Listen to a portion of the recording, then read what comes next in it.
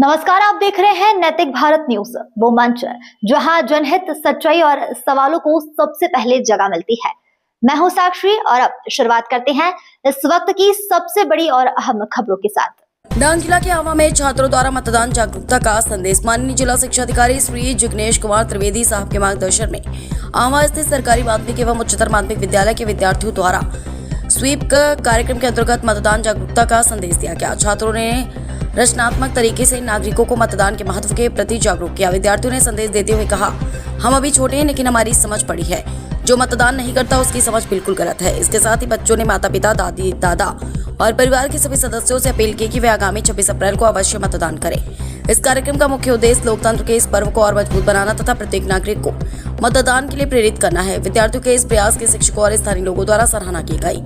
तारीख 26/4/2026 समय सुबह 7 बजे से शाम 6 बजे तक इस प्रकार विद्यार्थियों ने समाज में सकारात्मक संदेश देकर मतदान के प्रति जागरूकता फैलाने का महत्वपूर्ण प्रयास किया।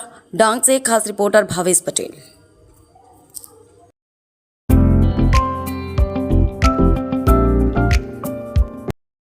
નમસ્કાર। સરકારી માધ્યમિક અને ઉચ્ચતર માધ્યમિક શાળાના અમે વિદ્યાર્થીઓ છીએ।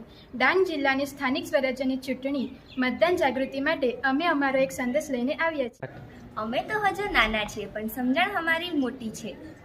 જે મતદાન ન કરે એની સમજણ સાવ ખોટી છે। મમ્મી પપ્પા, દાદા દાદી, ભાઈ બહેનો ભૂલશો નહીં, 26 એપ્રિલે મતદાન કરવા જરૂર જજો। ડાંગનો દરેક મત લોકશાહીની તાકાત। 26 એપ્રિલે આળસ છોડો અને મતદાન કરી નવો ઇતિહાસ જોડો। સમય સવારે 7 વાગ્યાથી સાંજે 6 વાગ્યા સુધી।